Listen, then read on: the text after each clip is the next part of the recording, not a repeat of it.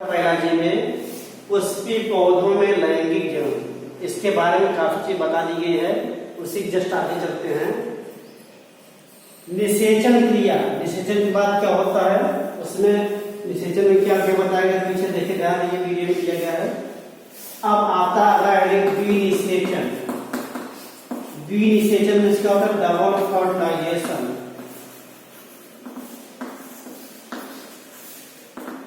क्या होता है समझिए क्या है। नर युग्मक दो होते हैं, समझिए थोड़ा संक्षेप में। First male gamete plus egg cell क्या बनाएंगे, जाइगोट बनता है। इसे कहते हैं ट्रू फर्टिलाइजेशन, ठीक है। सेकेंड मेल न्यूक्लियस, दो न्यूक्लियस होते हैं मेल, सेकेंड मेल न्यूक्लियस या मेल गैमीट कर लीजिएगा, प्लस फ्यूज होता है किसके साथ, सेकेंडरी न्यूक्लियस। अब क्या बनेगा, ये बनता है एंडोस्पर्म। यह कहलाता है डबल फर्टिलाइजेशन। ध्यान दीजिएगा, सभी पुष्पी पौधों में परागकण के अंकुरण के फलस्वरूप दो नर युग्मक का निर्माण होता है। ये दो नर युग्मक क्या होते हैं, एक इसमें से नर युग्मक कहा जाएगा जब पराग नलिका बीजांड के अंदर प्रवेश करती है। तो बीजांड नलिका बीजांड के अंदर प्रवेश करने के बाद अंकुरण नलिका या पराग नलिका फट जाती है। दोनों नर युग्मक स्वतंत्र हो जाते हैं। इनमें से एक नर युग्मक एक सेल मिल्स अन्य कोशिका के साथ संयोग करके जाइगोट बनाता है। यह क्रिया कहलाती है वास्तु निषेचन या true fertilization. Second male gamete बीजांड में उपस्थित द्वितीय केंद्र के साथ संयुक्त होकर के एंडोस्पर्म या भ्रूणकोश बनाते हैं। यह क्रिया कहलाती है डबल फर्टिलाइजेशन। माने यहाँ देखिएगा, ये नंबर ऑफ क्रोमोसोम ये n होता है, ये भी n होता है। आफ्टर फर्टिलाइजेशन 2n जाइगोट बनता है, ठीक है। यहाँ देखिए ये n होता है, ये 2n होता है। निषेचन बाद क्या बनेगा, ये 3n बनेगा। तो द्विनिषेचन के बाद बनी संरचना त्रिगुणित होती है। इसे नाम दिया गया है एंडोस्पर्म। एंडोस्पर्म में क्या होता है, यह भोजन के संचय का कार्य करता है तथा वृद्धि करते हुए जाइगोट से भ्रूण बनेगा। मीन्स वृद्धि करते हुए भ्रूण के विकास में सहायता करता है, ठीक। यह होता है, इसे कहते हैं द्विनिषेचन। ध्यान दीजिए फिर से। सामान्यतः जब परागण क्रिया होती है तो परागकण अनुकूल परिस्थितियों में अंकुरण प्रारंभ करते हैं। इसमें से अंकुरण नलिका अथवा पराग नलिका का विकास होता है, जो धीरे धीरे वृद्धि करके बीजांड के अंदर प्रवेश करती है। परागकण का केंद्रक विभाजित होकर दो नर युग्म बनाता है। बीजांड के अंदर पराग नलिका प्रवेश करके फट जाती है, जिससे दोनों नर युग्मक स्वतंत्र हो जाते हैं। इनमें से एक नर युग्मक एक सेल मिल्स अन्य कोशिका के साथ संयुक्त होकर के द्विगुणित जाइगोट बनाता है। यह क्रिया कहलाती है ट्रू फर्टिलाइजेशन, वास्तु निषेचन, ठीक। सेकेंड मेल गैमीट द्वितीय केंद्र या सेकेंडरी न्यूक्लियस के साथ फ्यूज होकर के त्रिगुणित संरचना एंडोस्पर्म का निर्माण करती है। यह क्रिया कहलाती है डबल फर्टिलाइजेशन। इस क्रिया की खोज माने double fertilization discovered by S Navashin, ठीक। हिंदी समझ लीजिए, एस नवासिन नामक वैज्ञानिक ने सर्वप्रथम एंजियोस्पर्मिक प्लांट में डबल फर्टिलाइजेशन की खोज किया था, ठीक है। ये हो गया डबल फर्टिलाइजेशन और ट्रू फर्टिलाइजेशन। इसके बाद कंटिन्यू आप ध्यान लिखते चलिएगा। निषेचन के बाद अंडाशय में क्या परिवर्तन होता है और बीजांड में क्या परिवर्तन होता है, पीछे बताया गया है। निषेचन के बाद लिखते चलिएगा, निषेचन के बाद पुष्प में निम्नलिखित परिवर्तन होते हैं।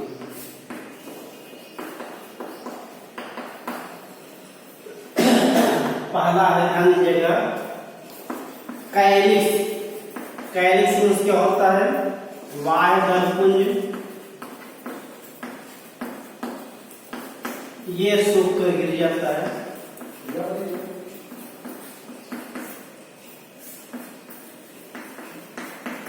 ठीक है। दूसरा पार्ट है करोला। करोला में इसको होता है दलपुंज,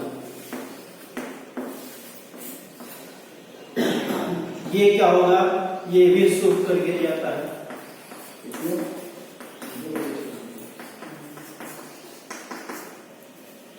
तीसरा पार्ट है एंड्रोसियम, मीन्स उमंग, ये भी सूख कर गिर जाता है।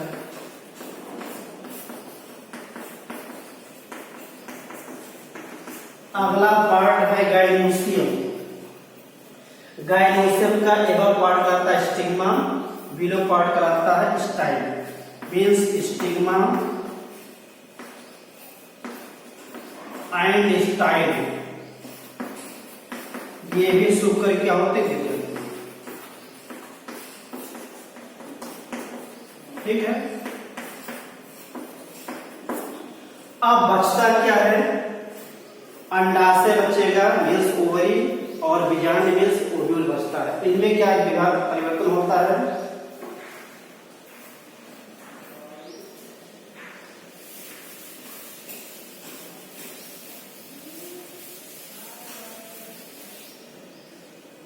अगला पार्ट है अंडाशय। अंडाशय मीन्स ओवरी, ओवरी क्या होगा, फल मीन्स फ्रूट।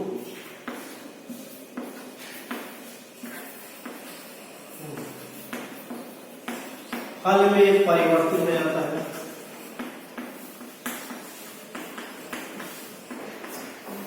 अंडाशय की भित्ति मीन्स ओवरी वॉल, अंडाशय की भित्ति फल भित्ति में परिवर्तित हो जाती है।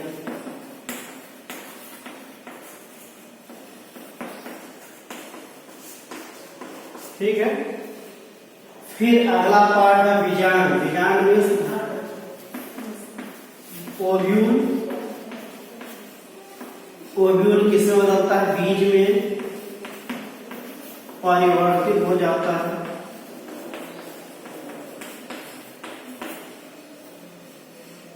बीजांड में ऊपर मिलता है एंटीपोडल सेल्स, एंटीपोडल्स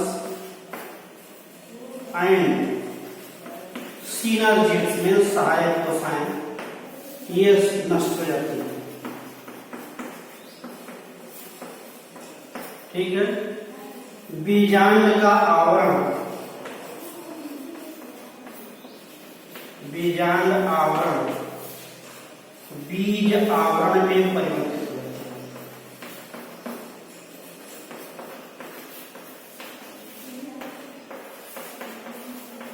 क्लियर।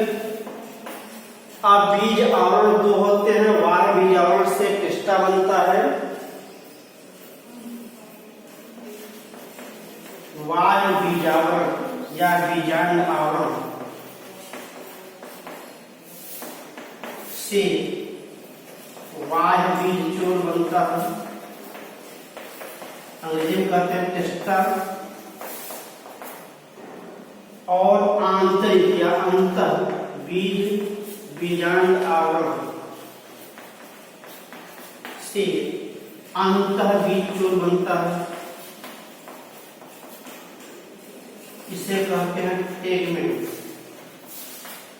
ये सारे परिवर्तन आफ्टर निषेचन या फर्टिलाइजेशन होते हैं। अब निषेचन में इतना परिवर्तन हो गया, संपूर्ण बीजांड बीज में बदल जाता है, परिवर्तित हो जाता है और संपूर्ण अंडाशय फल में परिवर्तित हो जाता है। ठीक है, अब इसके बाद ध्यान दीजिएगा, इसके बाद बीज बनेगा, भ्रूणपोष बनते हैं। तो भ्रूणपोष क्या होता है, अगला है डालिएगा भ्रूणपोष।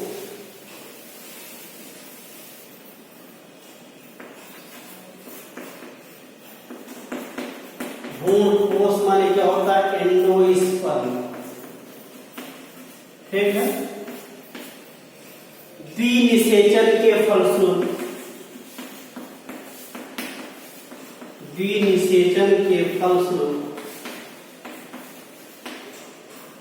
बना त्रिगुणित संरचना भ्रूणपोष कहलाता है।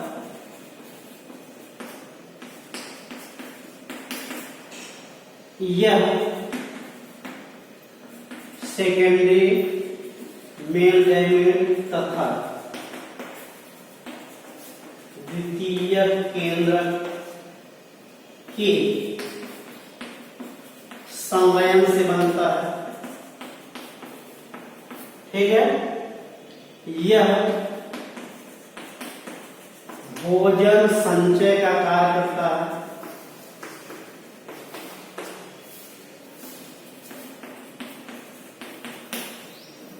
यह भोजन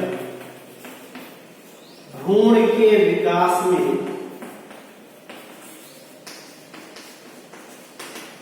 सहायक। ठीक है, ये हो गया अबाउट एंडोस्पर्म। भ्रूणपोष दो प्रकार का होता है।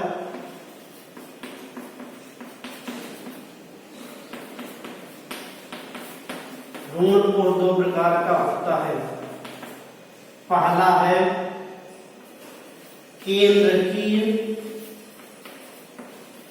भ्रूणपोष और दूसरा है कोशिकीय भ्रूणपोष। न्यूक्लियर एंडोस्पर्म,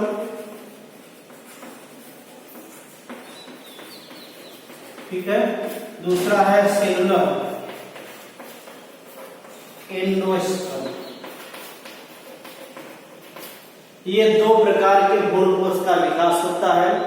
ये भ्रूणपोष कब बनते हैं, with the help of double fertilisation.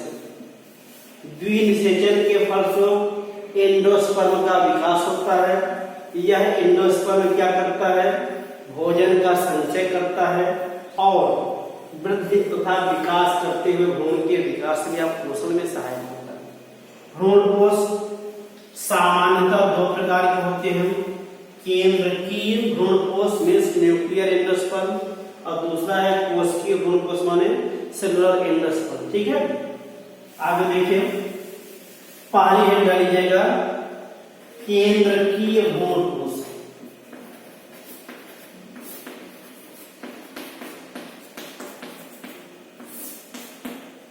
केंद्रकीय भ्रूणपोष कैसे होता है,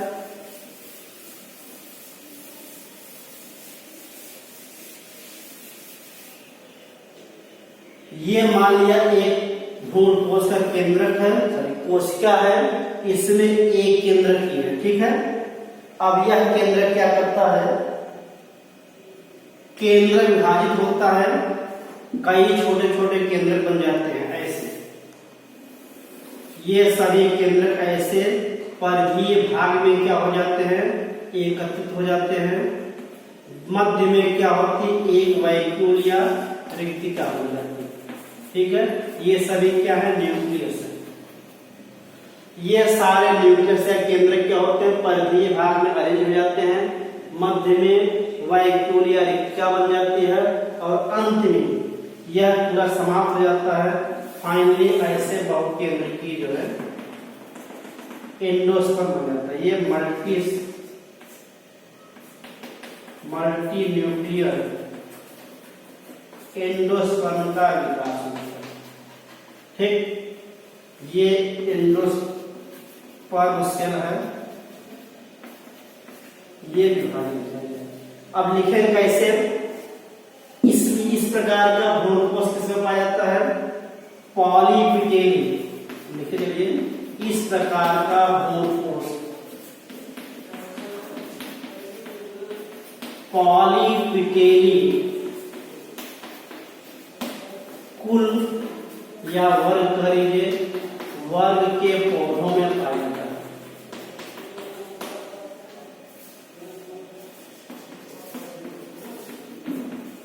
ठीक, इसमें होता क्या है देख सकते हैं, इसमें केंद्रक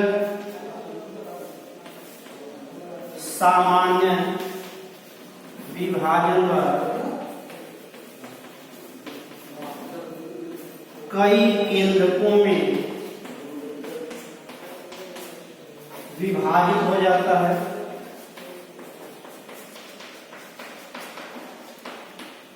ये सभी केंद्र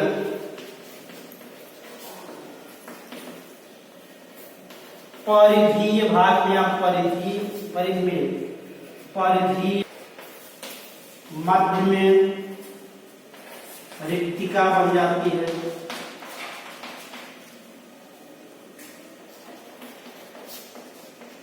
जो बाद में समाप्तियां बिल्कुल है। ठीक, ये है आपका न्यूक्लियर एंडोस्पर्म, मीन्स केंद्रकीय एंडोस्पर्म भ्रूण कोश होता है। ठीक, ये आपका पहली हेड हो गई, नोट कर लीजिए। सेकेंड हेड आगे